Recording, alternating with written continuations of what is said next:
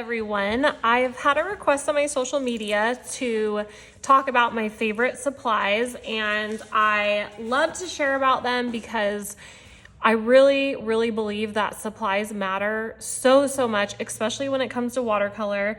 I know that for me personally, I experienced a big shift in the quality of my work based on the supplies that I purchased.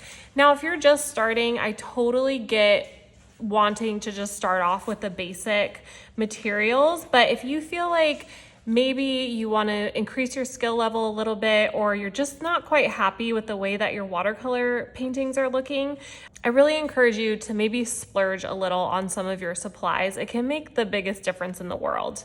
The first one I want to talk about is watercolor paper. Now, I know when people see the arches, they're like, oh my gosh, that paper is so expensive. I remember when I saw it at Michael's. By the way, never buy it at Michael's. It's like twice the amount of money that it normally is. But I couldn't believe that paper cost this much. And I didn't know why, because I wasn't a watercolor artist back then. But now I really understand why paper costs what it does.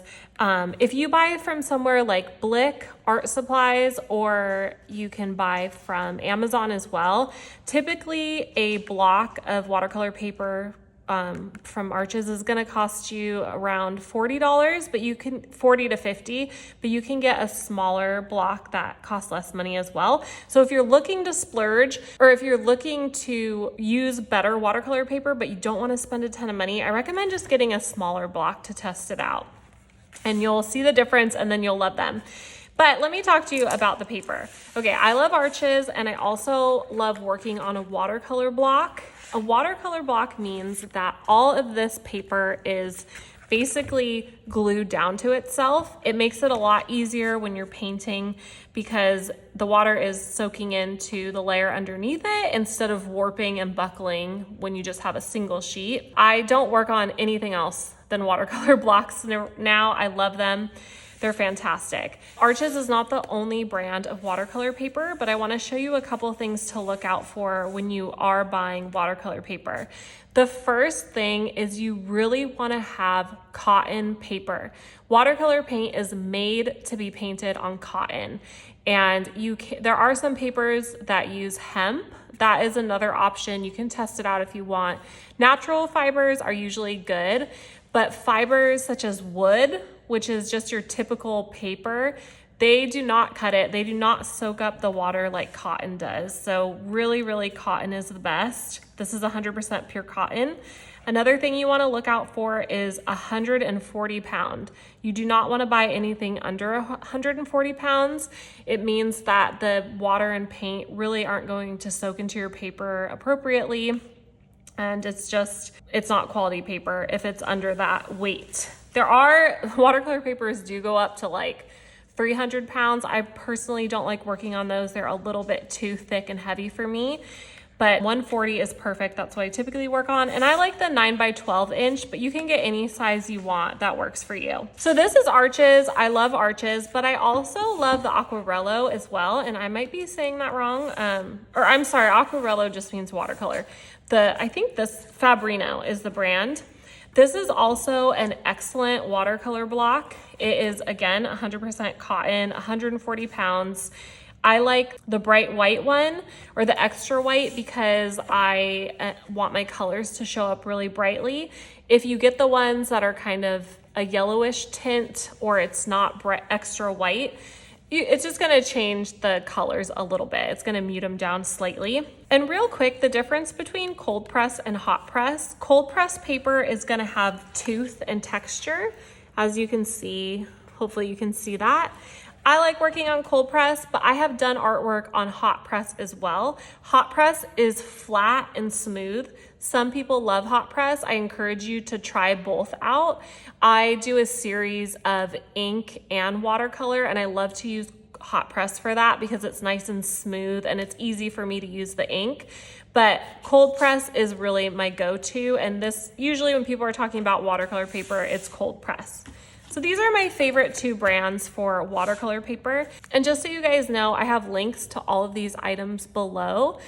So feel free to click on those to get where you need to go. Of course, I just want to mention, yes, they are affiliate links. I make a teeny tiny portion of income, but these are seriously the products that I use and I love, and I would not recommend them unless I use them. Next up, I want to talk about brushes.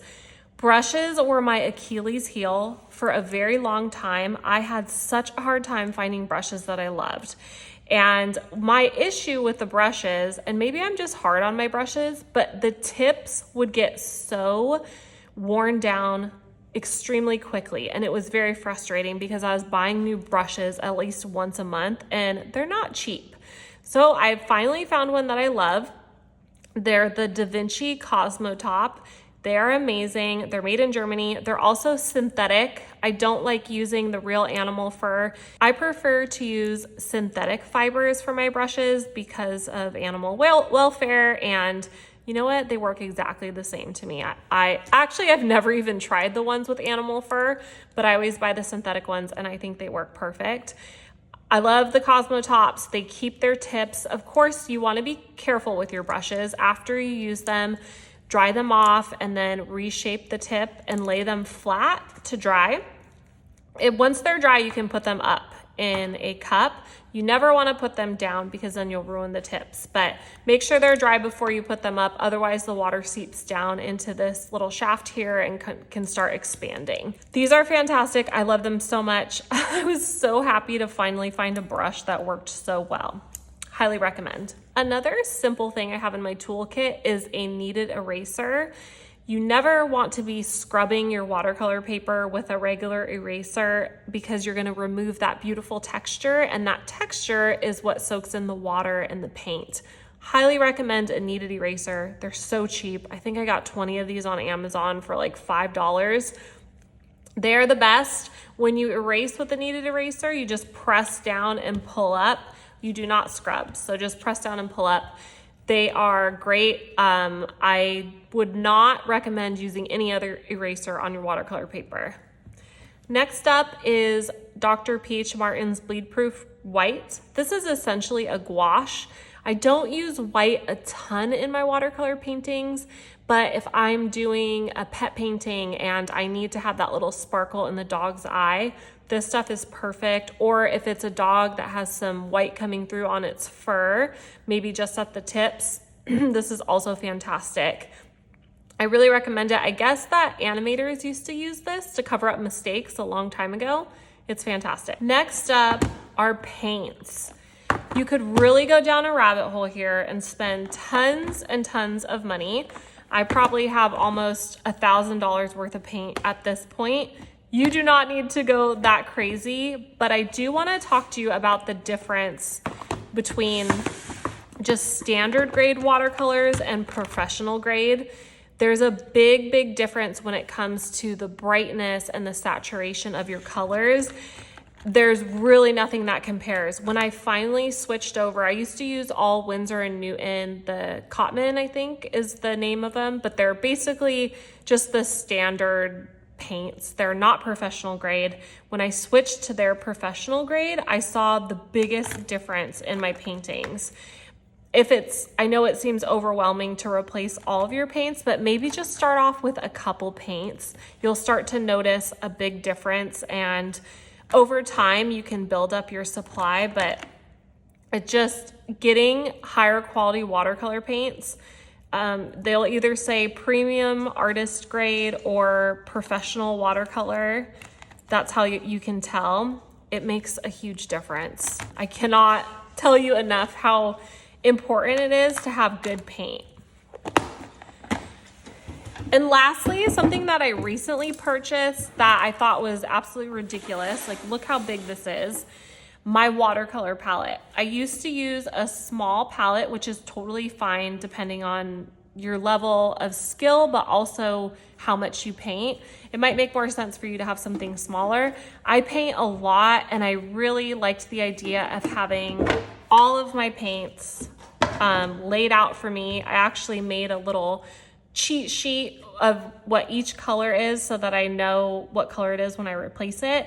This has been amazing. These huge pans for mixing have been fantastic. I love it so much. And then I have a corgi, so fur is constantly flying all over the place. And this cover is a lifesaver. I have way less hair in my paint than I used to. But if you are interested in something like this, I do recommend it if you paint a lot and you're looking to have more colors in your palette. I just enjoy this so much. So that's my last. This is kind of like not a super necessary thing, but it is nice if you're looking to replace your palette. So I hope that this is helpful for you guys. Again, I have all the links below if you're interested in purchasing these items.